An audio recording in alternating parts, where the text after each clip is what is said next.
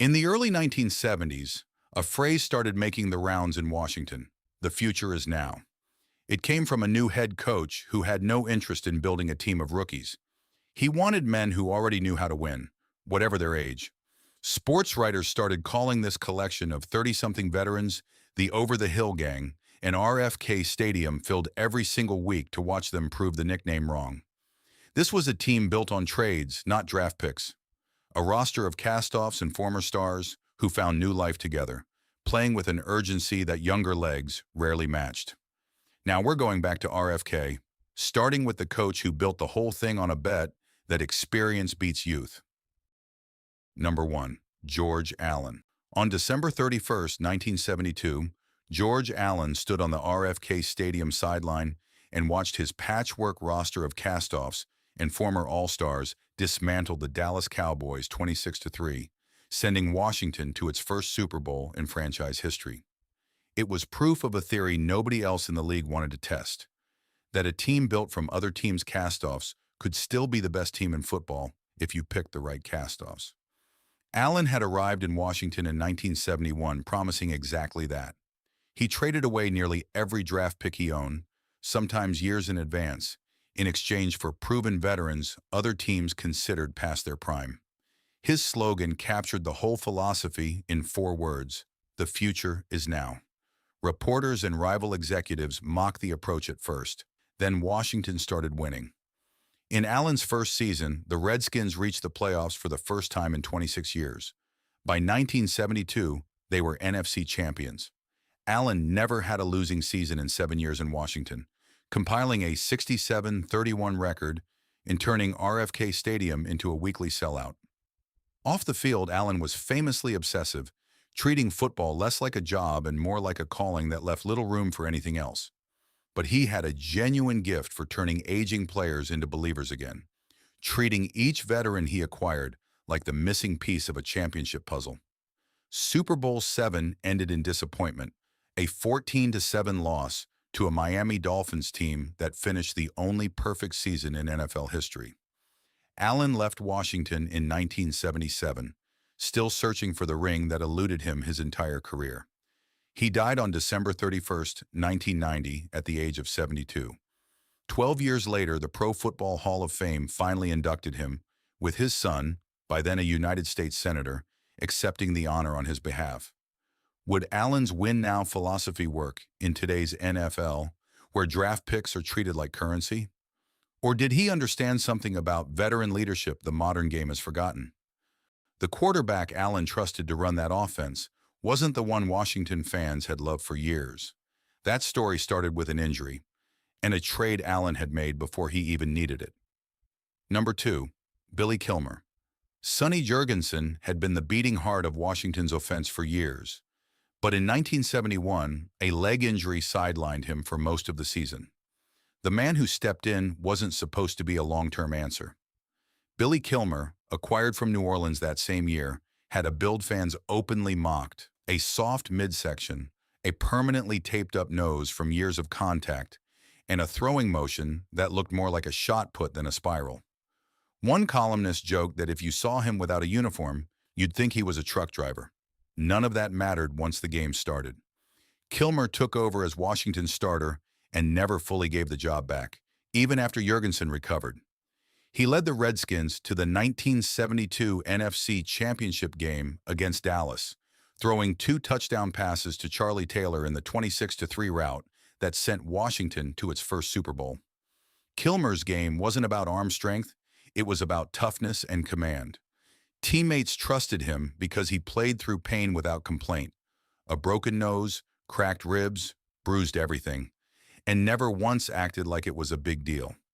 In Super Bowl VII, Washington's offense stalled against Miami's no-name defense, and Kilmer was part of one of the strangest sequences in the game's history when a fourth-quarter pass toward tight end Jerry Smith struck the goalpost upright. Kilmer and Jurgensen could easily have become rivals, splitting a fan base and a locker room. Instead, the 2 quarterbacks became close friends for the rest of their lives. Kilmer retired to Florida, where he still lives today after years spent building an investment career.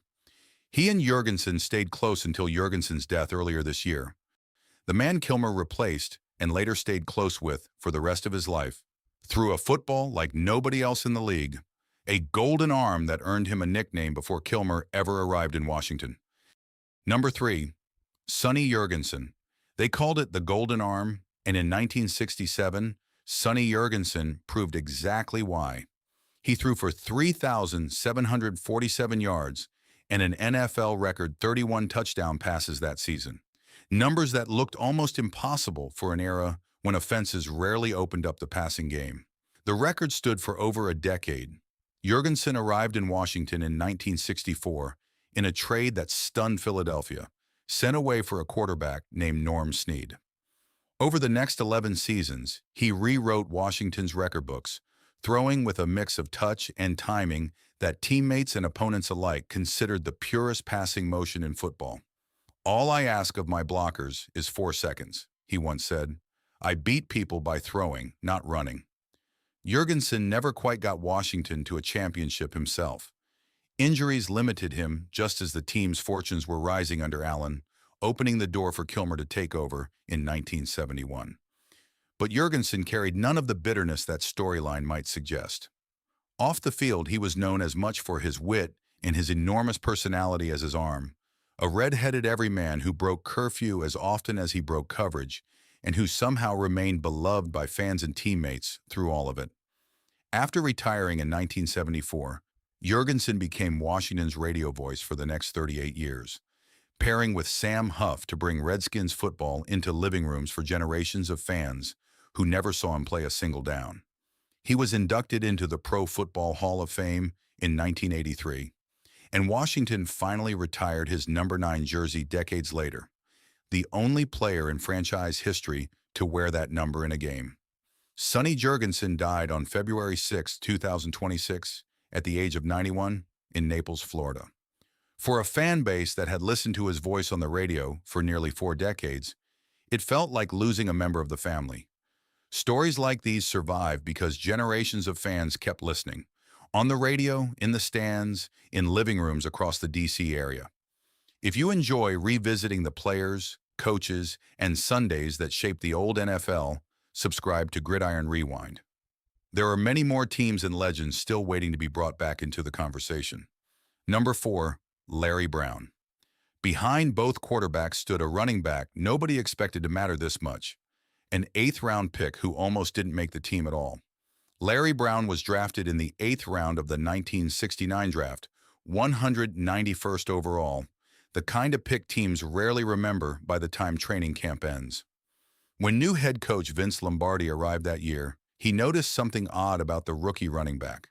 Brown seemed to react to the snap count a half step late, over and over, no matter how many times they ran the play. The issue turned out to be simple and permanent. Brown had been deaf in his right ear since birth. Lombardi, rather than giving up on him, petitioned the NFL for permission to fit Brown's helmet with a small speaker so he could hear the snap count clearly. The league approved it, and Brown became Washington's starter that same season.